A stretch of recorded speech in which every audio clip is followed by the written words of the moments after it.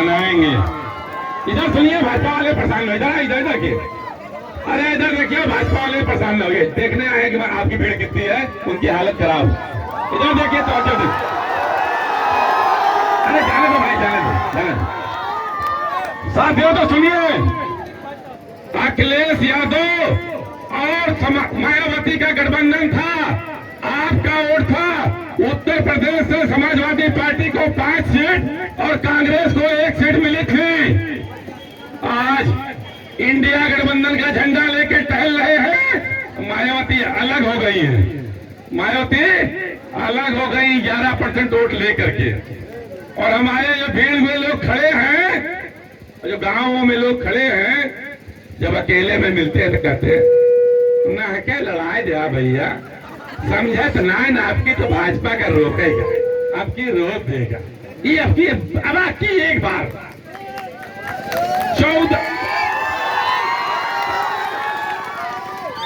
14 में कांग्रेस चुनाव हार गई, अखिलेश यादव चुनाव हार गए, भारतीय जनता पार्टी की सरकार बनी।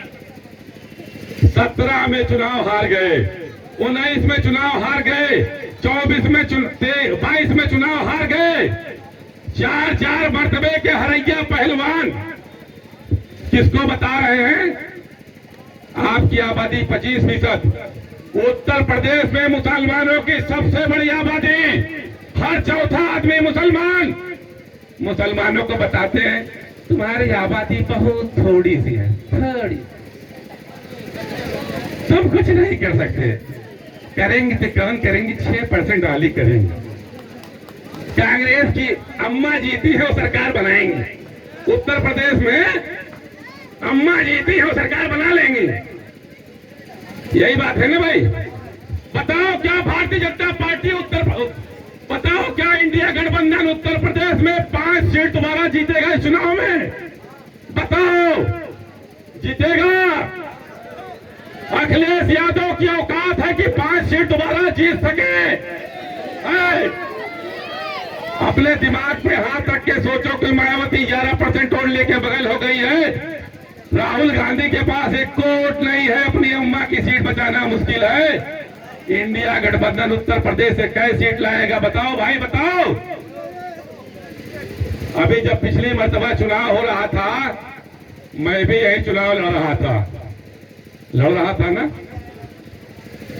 सदर विधानसभा में लगभग 40-42 हजार मुस्लिम वोटर, 19 के विधानसभा चुनाव में आप लोगों ने लगभग 20-22 हजार वोट दे करके मजलिस इत्तेहादुल मुस्लिमीन को उस मुकाम पर पहुंचाया था कि कांग्रेस हार गई थी, बसपा हार गई थी, सपा में हमारे कुछ मौलाना जाकर के मिलकर लग गए थे, वरना सपा भी आपसे हार गई थी। सपा लगभग आपके बराबर थी, जो हमारे मौलाना बिके न होते तो आप आगे होते। हैसियत थी कि नहीं थी? किसके दम पे? किसके दम पे? तुम्हारे दम पे।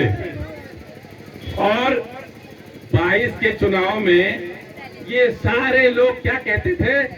भाई अब की भाजपा को रोके ही कहा है, भाजपा को रोके ही कहा है।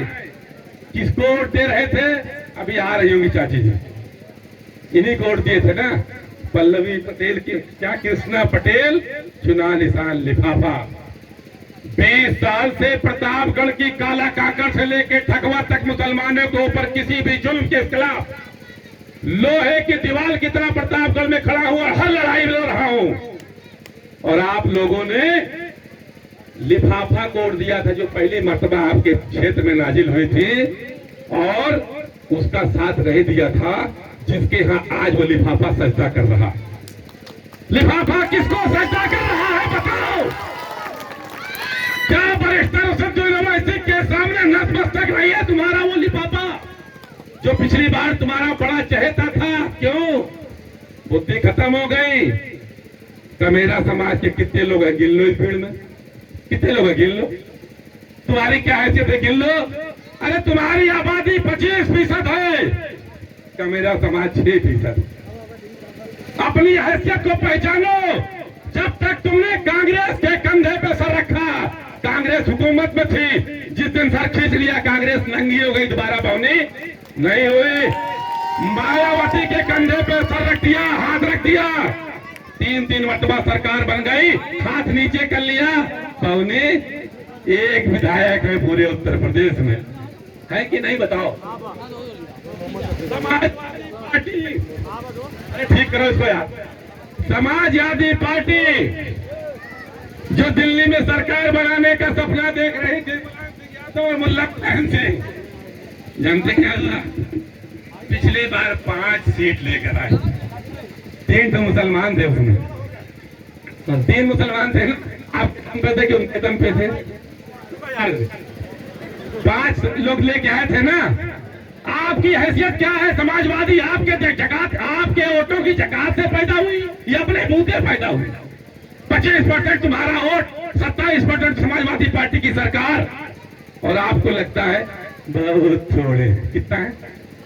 बहुत थोड़े, बेचारा मासूम। आज ये जो गठबंधन बना है, धक्का खाए हुए दलित समाज के लोग, मायावती की लूट से भागे हुए लोग, मायावती दलितों को इंसाफ पा रही है, और अखिलेश के जुर्म से भागे हुए लोग, अखिलेश के दौरे हुकूमत में पटेल समाज का कोई पुछवैया नहीं था कोई, मायावती के दौर हुकूमत में पारसी समाज का पूछने वाला कोई नहीं था। चल के गई है पल्लवी जी, कहाँ गई है? हैदराबाद। हैदराबाद 22 के चुनाव में, अरे इसरार बोल रहा नहीं तो है ना, वही बात थी ना। हैसियत बनाई है पिछले 20 साल में प्रतापगढ़ की तारीख में जितने मुसलमान नेता पैदा हुए, जो लोग जीत कर विधानसभा में गए और जो लोग मुंह काला करके प्रतापगढ़ छोड़ के चले गए, उन सारे लोगों ने मिलकर के प्रतापगढ़ के मुसलमानों के लिए वो लड़ाई अगर लड़ी हो जो हमने पिछले 20 साल में लड़ी है, तो हमारे साथ कभी मत देना। आज भी 12 बजे 2 बजे फोन करोगे तो मेरा फोन उठता है। प्रतापगढ़ का कोई मुसलमान नेता, मंच से मैं ये बात कहना चाहता हूं कि पूरे प्रतापगढ़ के मुसलमानों, बताओ किसी के हक में लड़ाई लड़ने के लिए एवज में मैंने किसी से एक कुल्हड़ चाय पी ली हो? एक कुल्हड़ चाय पी ली हो? नहीं पिलाई। सदर विधानसभा से तुम हमें जिता कर विधायक बना भी नहीं सकते, तुम्हारी हैसियत नहीं है, वोट कम। लेकिन नेता वो होता है जो अपने समाज की लड़ाई लड़ता है। मुझको इस बात की कोई ख्वाहिश नहीं है कि मैं आपके वोटों से जीत के विधानसभा में जाऊं, लोकसभा में जाऊं।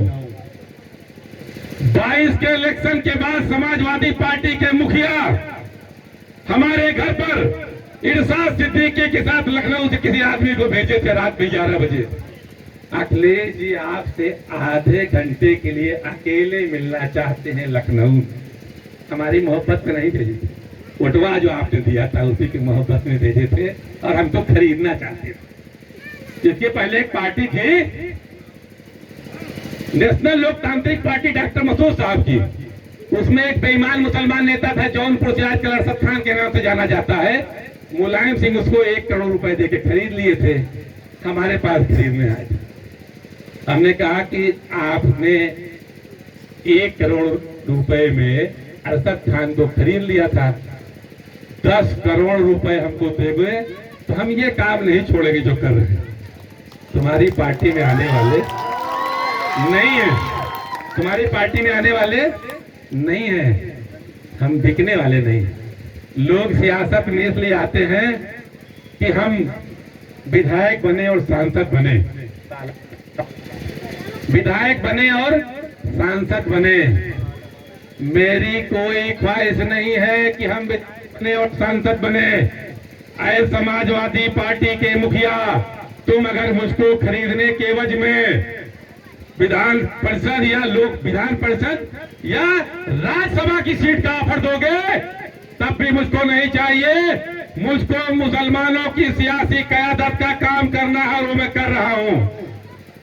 ये मेरा संदेश था उस संदेशिये से। और साथियों, प्रतापगढ़ की गलियों में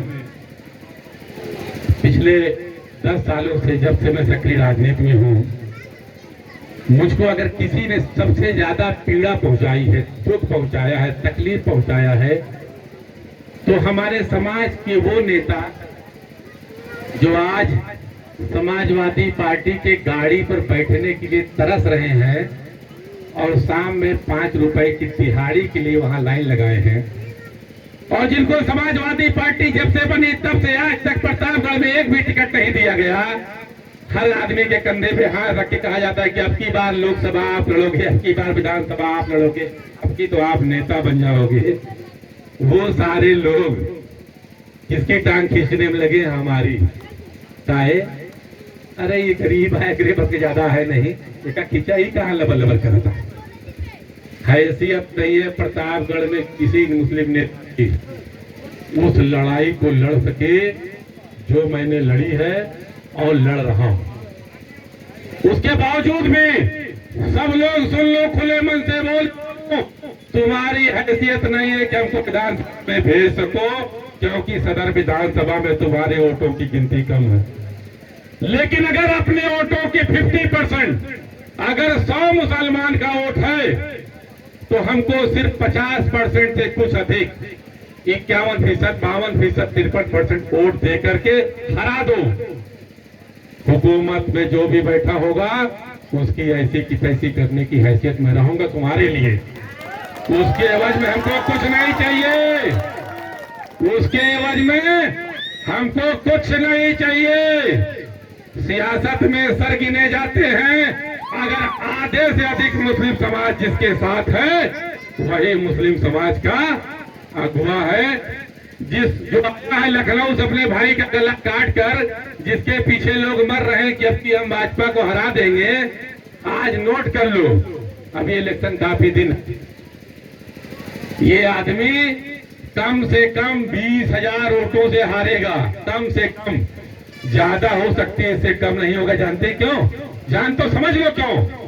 बहुजन समाज पार्टी अलग हो गई, 11% वोट हट गया है, औकात नहीं है जिसमें, इसलिए हारेगी। और अगर इस पीडीएम गठबंधन के साथ दलित समाज जो कि सताया गया है मायावती के नेतृत्व में, बैकवर्ड समाज जिसकी लूट लिया है अखिलेश यादव ने, और जिस दलित समाज के नाम पर लूट रही है मायावती, और इस हैसियत में नहीं है कि भारतीय जनता पार्टी के सामने मुंह खोल सके, वो दोनों लोग इस पीडीएम के गठबंधन पे वोट देंगे तो आपकी वोटों की पूंजी जानते कितनी होगी? इतनी होगी कि भारतीय जनता पार्टी आपसे कम 50,000 वोट से हारे। कितने से? 50,000।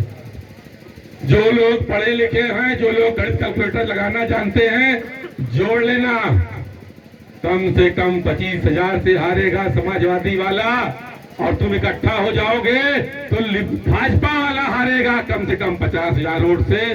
फैसला तुम्हारे हाथ है। अगर ये चाहते हो इज्जत की जिंदगी जीना, और अगर आप चाहते हो इज्जत वकार के साथ रहना, तो फैसला आपको करना पड़ेगा। नहीं करोगे तो आपके हालात और भी बद से बदतर होंगे। उत्तर प्रदेश के एक सूबे के मुखिया, जिन्होंने अभी चंद दिनों पहले एक बयान दिया, कहां पे? महाराष्ट्र की एक चुनावी जनसभा में। बयान सुन लीजिए भाई। सारा अतिक्रमण समाप्त हो गया, आवाज गंगा का कोई सोचता ही नहीं है। अब तो बहनों और भाइयों, उत्तर प्रदेश में कोई सड़क पे नमाज भी नहीं पढ़ता।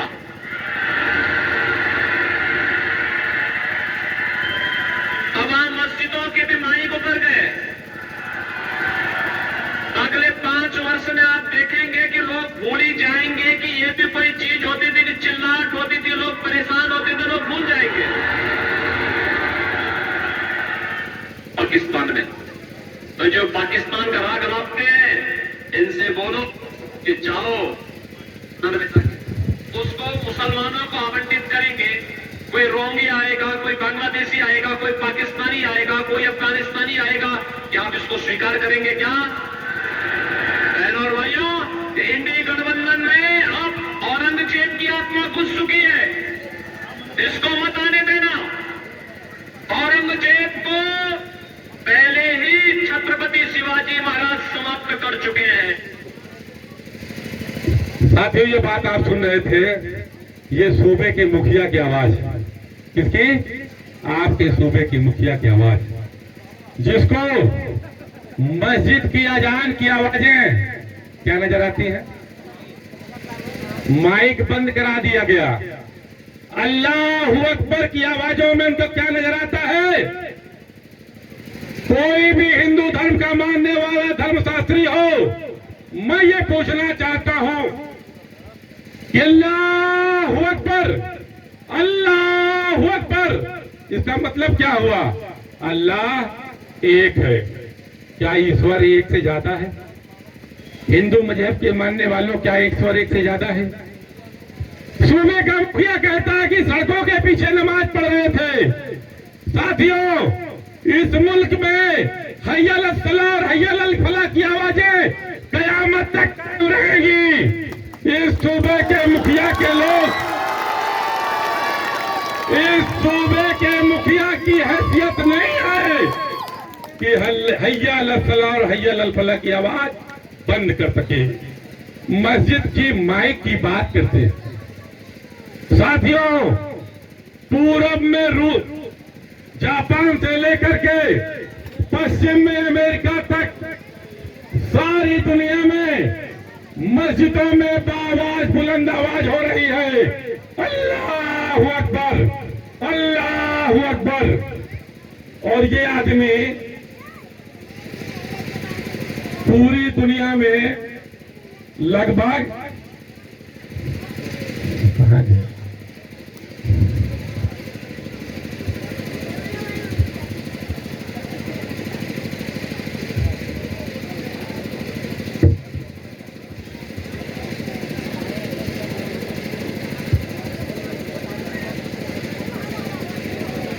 पूरी दुनिया में हिंदुस्तान एक छोटा सा मुल्क है और हिंदुस्तान के 26 सूबों में उत्तर प्रदेश एक छोटा सा प्रदेश है।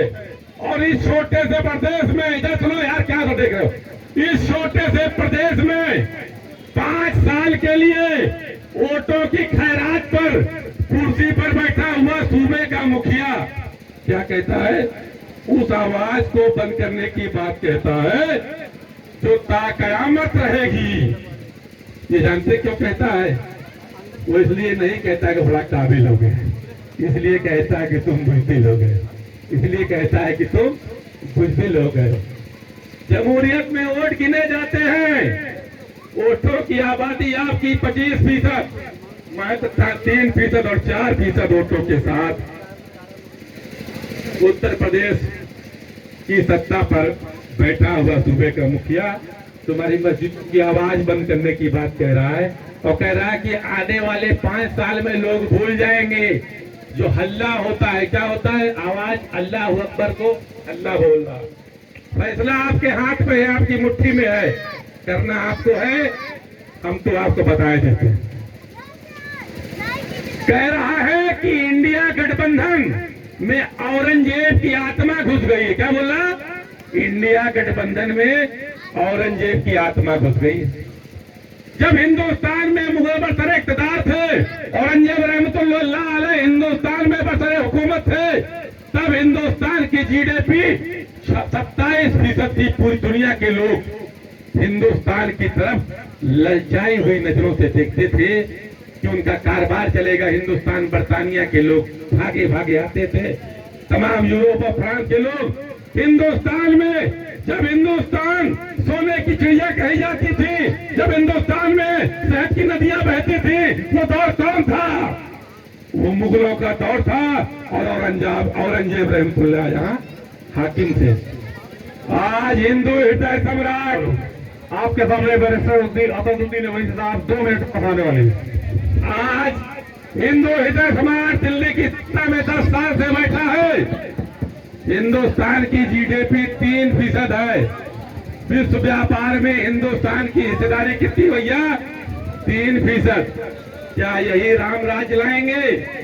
क्या इसी रामराज की बात करते थे? क्या यही वो अच्छे दिन लाने की बात है? अगर यही अच्छे दिन है तो भैया हमको बुरे दिन ज्यादा बेहतर है, हमको अच्छे दिन नहीं चाहिए। ये समझने की बात है। आपको ये समझना होगा कि आपकी वोटों की ताकत क्या है। आबादी के हिसाब से आज 25% उत्तर प्रदेश में आपकी आबादी है। अगर अपनी मुट्ठी बंद कर लो, अगर सिर्फ अपनी मुट्ठी बंद कर लो, तो ये लोग जो आज सत्ता से बाहर हैं, ये जो सत्तासीन हैं, सत्ता से बाहर हो जाएंगे। लेकिन वो डर जो शाम को बताते हैं 500 रुपए दिहाड़ी पाने वाले, क्या बताते हैं, क्या बताते हैं 500 दिहाड़ी वाले? आपकी भाजपा को हराना है। भैया इस हराने में हमारे दानिश्वर 500 रुपए दिहाड़ी वाले और कुछ बिकाऊ उलमा, सारे उलमा नहीं, उलमा हमारे सर का ताज है, लेकिन कुछ बिकाऊ उलमा जो रात के अंधेरे में चुनाव प्रचार जिस दिन बंद होगा गड्डी पाएंगे तो निकलेंगे, क्या समझाएंगे? साथियों, भाजपा को रोकना है, इकट्ठा हो जाओ। उन उलमा से पूछो कि जब एक आदमी गुजरात से रथ यात्रा लेके निकला था और डंका बजा के कह रहा था कि मैं बाबरी मस्जिद गिराने जा रहा हूं, तब उन उलमाओं के मुंह में दही जमी हुई थी, उसको रोकने के लिए नहीं निकले। एक जमात 6 दिसंबर के दिन उत्तर प्रदेश में हल्ला बोलकर निकलती है कि हम जा रहे हैं बाबरी मस्जिद गिराने। किसी मस्जिद के अंदर भी उन उलमाओं ने ये नहीं कहा ये जो लोग जा रहे हैं उनको रोको, हमारी मस्जिद गिराने जा रहे हैं। तब इनको हदीस का ज्ञान नहीं था, लेकिन रात के अंधेरे में पैसा पाने के बाद इनका ज्ञान कुछ बढ़ जाता है। ये फैसला करते हैं कि अब की बार रात भर मेहनत करेंगे, सवेरे पलट देंगे, भाजपा नहीं जीतेगी, सपा जीत जाएगी। भैया ये बिकाऊ लोग हैं। आप बताओ कि 25% ज्यादा होता है या 7%? आपके गठबंधन में 60% वोट है। कितना? 60%। पूंजी आपकी 60% की है। गठबंधन थोड़ा देर से बना, इसलिए प्रचार नहीं हो पाया। फैसला आपको करना है। चुनाव मात्र 3-4 दिन बाकी है। आप अपने वोटों से अपने घर की तामीर करना चाहते हो, अपने उस नेता का हाथ मजबूत करना चाहते हो जो इस जालिम हुकूमत के सामने पिछले 10 साल से आंख में आंख डालकर लड़ा है, या फिर उनका हाथ जो आपके बीच में